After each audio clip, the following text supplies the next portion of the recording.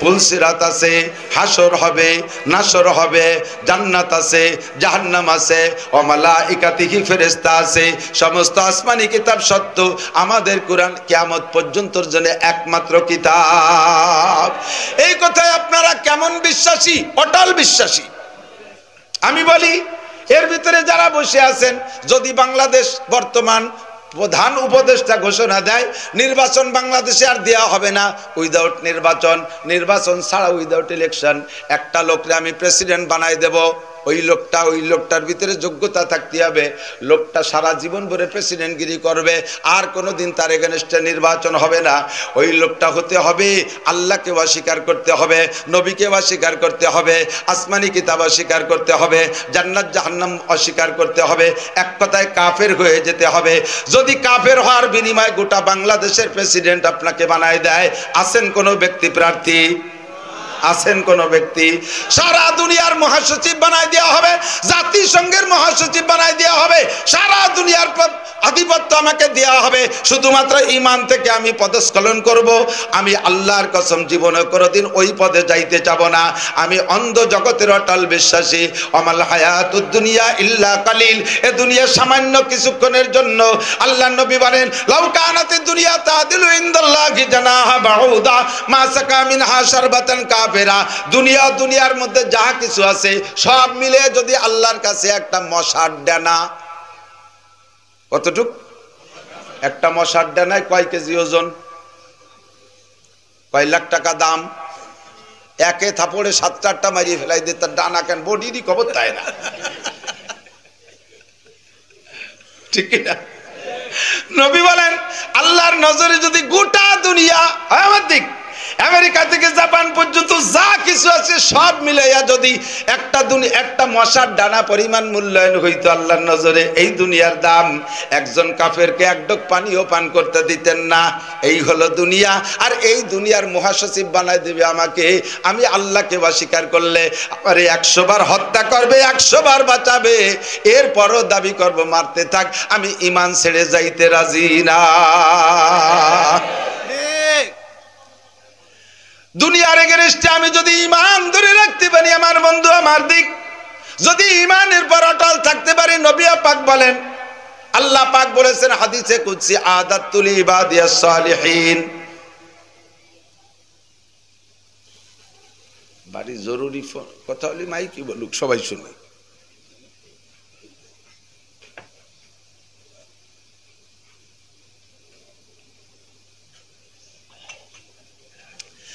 আদাতুল ইবাদিয়াস সালিহিন, এদিক ইমানদারের প্রতিদান কি ছোট করে বলে মজাদের চলে যাচ্ছে। আদাতুল ইবাদিয়াস সালিহিন, আমি আমার নেককার ইমানদার পরহেজগার বান্দাদের জন্য তৈরি করে রেখেছি। বলছেন কে?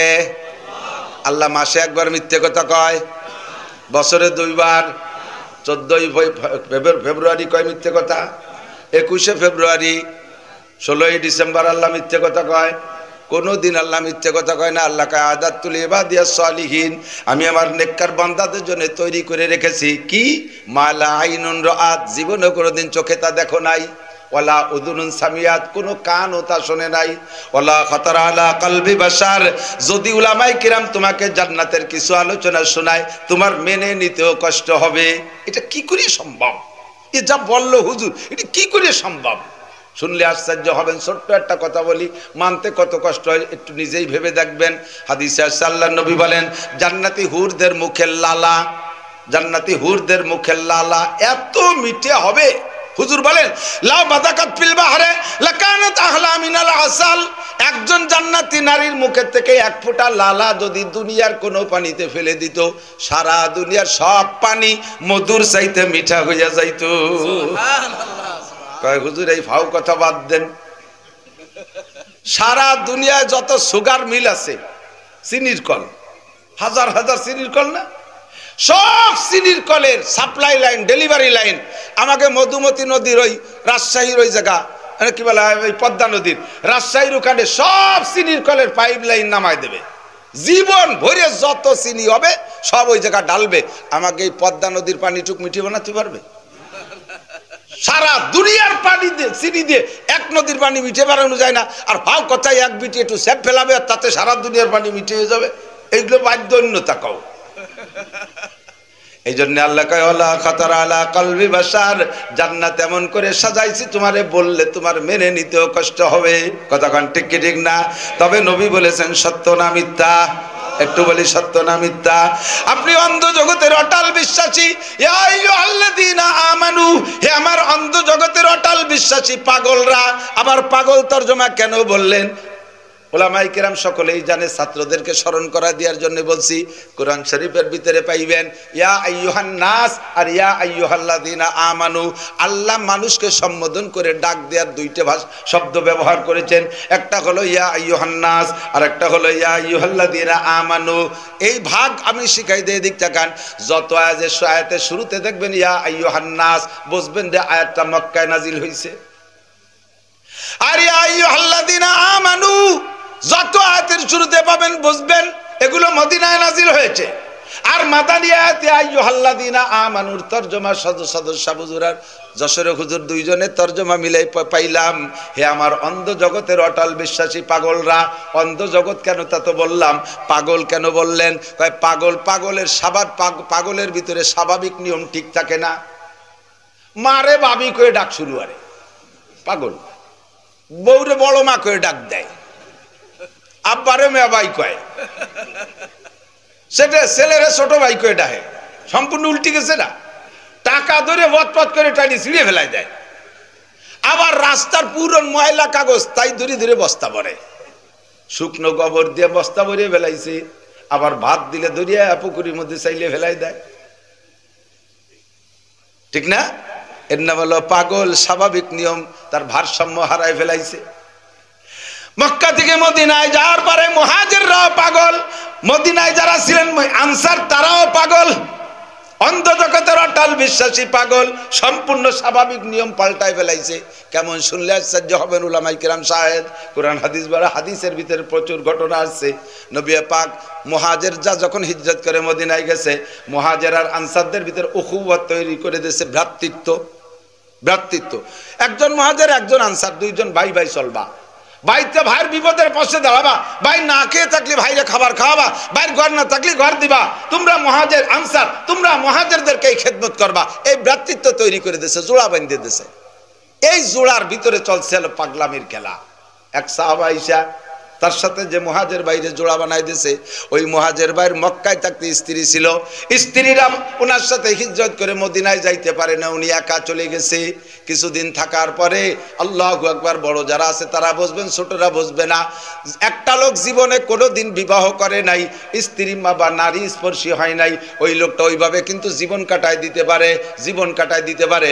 কিন্তু একবার যদি নারী স্পর্শী হয়, এরপরে স্ত্রী যদি থাকে, স্ত্রী যদি মারা যায় বা তালাক দেয়, এরপরে তাড়াতাড়ি বিয়ে না করে ধৈর্য ধরতে পারে না, তখন অস্থির হয়ে যায়। আজীবন বিয়ে না করে থাকা যায়, বিয়ে করার পরে বউ মারা গেলে বা তালাক দিলে আর অস্থির হয়ে যায়, টিকে থাকতে কষ্ট হয়। মুহাজির সাহাবা মক্কায় থাকতে স্ত্রী ছিল, মদিনায় গেছে, স্ত্রী নিয়ে যেতে পারে নাই, পয়সা নাই, দেনমোহর দিতে পারে না, ঘর নাই, বাড়ি নাই, বিয়ে করতে পারে না।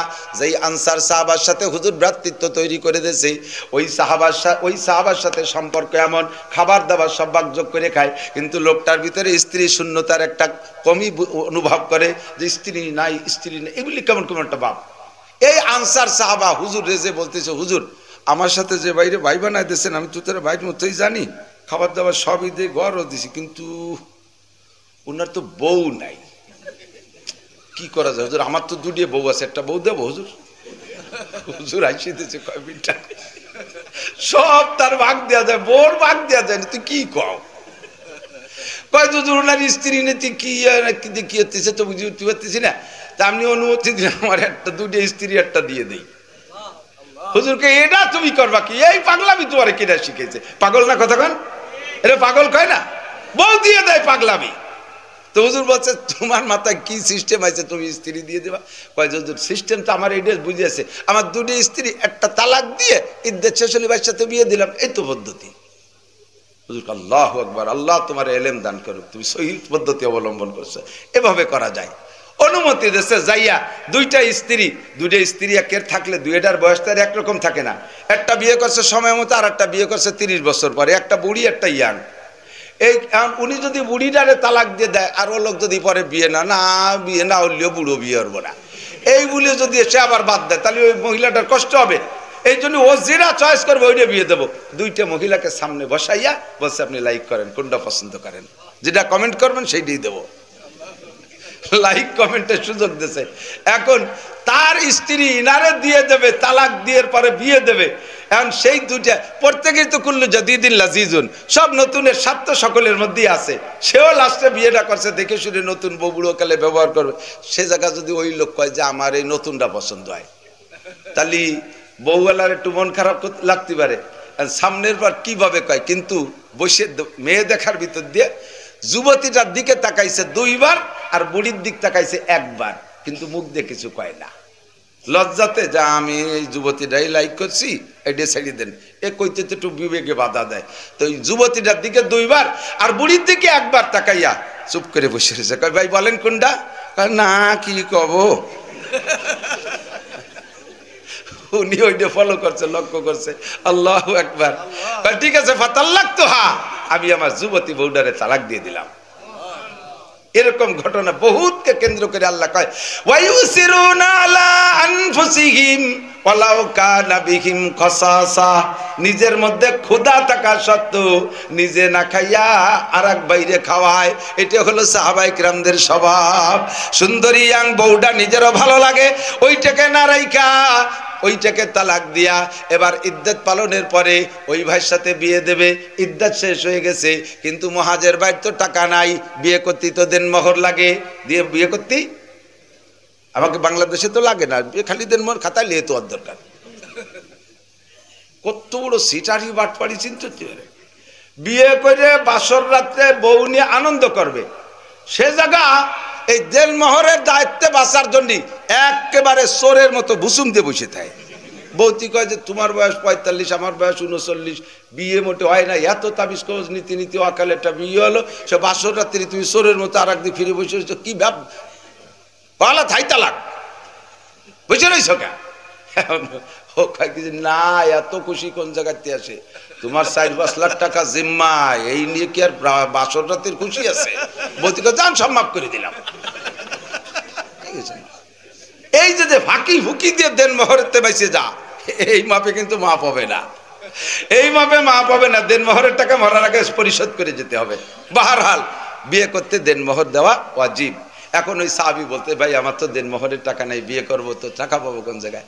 মুহাজির বলতেছে ভাই আমার টোটাল সম্পদের সুলুস 3 ভাগের 1 ভাগ তোমার নামে দলিল করে দিলাম, তুমি ওখান থেকে টাকা বের করে সেই টাকা দেনমোহর দিয়ে বিয়ে করো। কত পাগলামি! নিজের স্ত্রী চাইয়ে দিয়া সেটা বিয়ে দেবে, দেনমোহরের টাকা নিজের সম্পত্তি থেকে দেয়, এর নাম পাগলামি ছাড়া আর কিছুই না। রাসূল হযরত আবু বকর সিদ্দিক মক্কা মদিনায় যাইয়া কত ভাবে, অথচ মক্কায় তার জায়গাটা কোথায়? হাজী সাহেব উলামায়ে কেরামের কাছে শুনে দেখেন, বাবে আব্দুল আজিজের গেটের মিসফালা রোডে ঢুকতেই ডান পাশে আবু বকর রাদিয়াল্লাহু তাআলা বিশাল বাড়ি, এক কি বলা হয় আপনাদের ঢাকার বিঘের, আমাদের গোপালগঞ্জের বিঘের 1 বিঘে 52 শতকের 1 বিঘে হবে, এত বড় জায়গা নিয়ে 30 তলা বিল্ডিং হযরত আবু বকরের। যে জায়গায় 1 ফুট জায়গা কিনতে 1 ফুট স্বর্ণ লাগে, 1 ফুট জায়গা কিনতে 1 ফুট স্বর্ণ লাগে, এমন দামি জমি ফেলাই তুইয়া রসুলের পিছনে মদিনায় চলে গেছে। এই পাগলামি ছাড়া আর কিছু না। এজন্য আল্লাহ বড় মহব্বতের সাথে ডাক দিয়ে বলে ইয়া আইয়ুহাল্লাযীনা আমানু, ইয়া আইয়ুহাল্লাযীনা আমানু, হে আমার অন্ধ জগতের অটল বিশ্বাসী পাগলরা, ইত্তাকুল্লাহ,